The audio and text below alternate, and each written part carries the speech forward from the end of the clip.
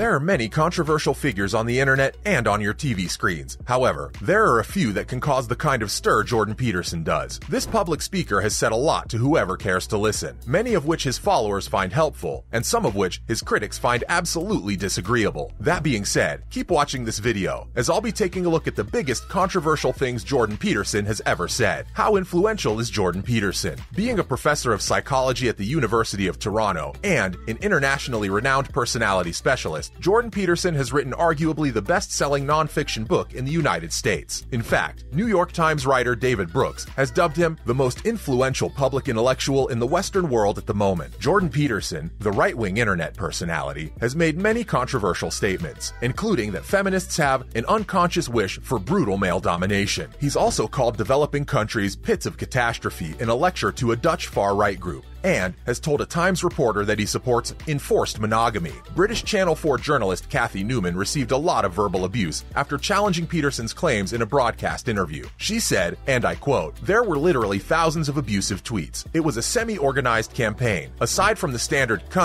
bitch, dumb blonde, I also heard threats like, I'm going to find out where you live and kill you. It's not like there are two people with the same name, both named Jordan Peterson, and they got mixed up. These two guys, the respected academic and the media-seeking culture warrior, are actually the same person, and their contributions are inextricably interwoven." Jordan Peterson's influence on the internet. Peterson has amassed a massive online following thanks to his unique blend of academic gravitas and provocative trolling, with over 560,000 Twitter followers and nearly 1 million YouTube subscribers. Peterson provides people with content that they just don't really get elsewhere, as Cohen puts it. He's still enormously influential, and he has a wide and loyal following among the general public, numbering in the millions, and among these, young men predominate. How then did a little-known psychologist from Canada suddenly become so popular around the world? The answer is simple. It's because Jordan Peterson was built for this exact political era. Videos of conservatives destroying liberals go viral on YouTube and the right-wing media, which are great venues for his reactionary ideas and public speaking skills. Peterson's critiques of identity politics and PC are par for the course for the conservative movement, but his academic pedigree gives his statements more weight than those of your average Fox News contributor. Peterson also has a strong attraction among alienated young males. His new bestseller, 12 Rules for Life, is pitched as a self-help manual, and he speaks eloquently of the impact his work has had on anxious, lost young men. He's become a lifestyle guru for men and boys who feel displaced in a world where white male privilege is under attack. Therefore, Jordan Peterson isn't merely a lucky professor. He's a symbol of the way white, male fear in the West today is giving rise to new and potent political forces. To top it all up, Jordan Peterson is worth an estimated $7 million,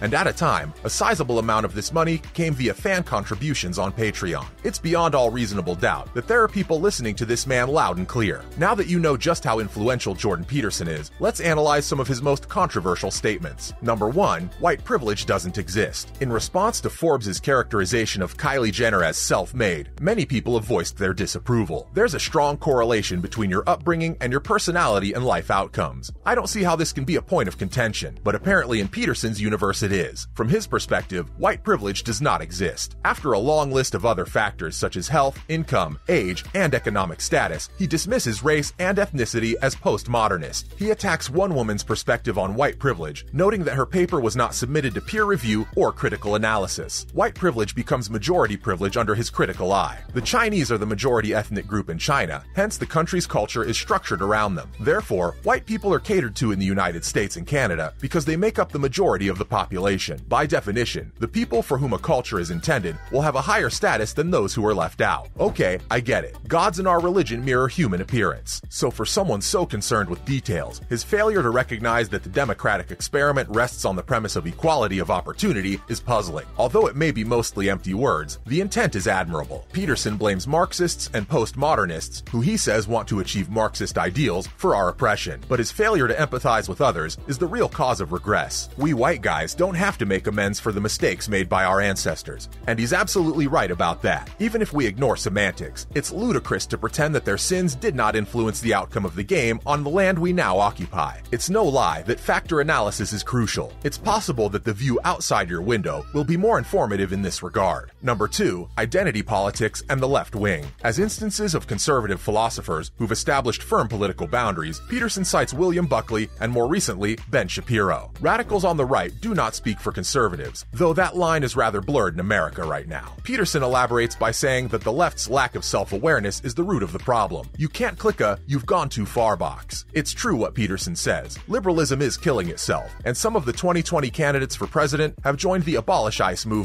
For those of us who are concerned about human rights, the situation on the US-Mexico border is horrifying and heartbreaking. However, the agency is accountable for much more than just these occurrences. It would be irrational to respond to a single tragic event by annihilating an entire agency. When Matt Damon declared last year, there's a difference between patting someone on the butt and or child, he received a lot of criticism. The actor qualified his statement by adding that both should face off. His initial thought is so self-evident that any attempt to argue against it dismisses Peterson's point entirely. Many liberals don't appear to realize how serious the problem of purposeful disregard for coherence is. Number 3, his arguments for God's existence. Sam Harris has stated that his first book, The End of Faith, does not contain the word atheism. Nonetheless, the general population still dubbed him exactly that. They must not believe in God if they're so vocal in their criticism of the Bible. You either believe in God or you don't, Peterson argues, but the terms are rarely specified, making this a false dichotomy. Being able to pin down the precise meaning of words like belief and God is next to impossible. That said, one of the finest justifications for a reasonable faith I've come across is Peterson's description of Christ's Spirit continuing to exist after his death. Peterson, following in the footsteps of David Brooks's The Road to Character, eliminates empty metaphysics in his search for the truth in religious texts. Number 4, gay parents raising children. Peterson says the devil is in the details, and then he points out that children raised in two-parent households fare better than those raised by a single parent. It's noteworthy that he doesn't specify families with a mother if we're getting into specifics. The nuclear family, consisting of a father, mother, and their children, is the smallest sustainable unit, he says. He goes on to say that if you break it up any smaller than that, you'll have to pay for it. He refers to the effective neuroscience of Warren Farrell and Jack Panskep. As an example, he talks about rough and tumble play, inspired by Panskep's groundbreaking research on rats and the play system. It's common for dads and their kids to find out where they are by testing each other's limits. Ritalin can be used to cure a lack of tussling in young male rats. But what was the original question? At the 3.5-minute mark of this 4.5-minute film, he eventually mentions the gay family, jogging his memory for the first time that women are also parents. Peterson's inability to face moral duties, which is a recurring issue, is exemplified by his treatment of LGBT families from a postmodernist perspective. These days, it's not uncommon to hear of a youngster coming from a dysfunctional family. The father is usually the primary caretaker, although the mother can be as involved as well. Since it's just been roughly 2 decades since homosexuals were generally acknowledged, it's possible that it's just impossible to research long-term data on gay families. Numerous lawmakers are eager to reverse favorable legal protections for gay marriage and the adoption of children by gay couples. Peterson fails to recognize the most fundamental, main, and compassionate aspect of this discussion. 2 people in love can do wonderful things, including raising children regardless of gender. Without love, it all falls apart. Both the inquiry and the answer are completely ridiculous. Number 5, the Me Too movement. Adolescents have insisted that there are no limits to their sexuality since the 1960s, and since the introduction of the birth control pill represented a significant step forward in medical science. Much of this was produced because of it. Presently, in theory, females have complete command over their reproductive capabilities. So what does that make females? It's because they've evolved into something completely different from other organisms. So the door is wide open. And now, what are women? We have no idea. After a further minute of this, he asks where the line is drawn between a sexual offer and her.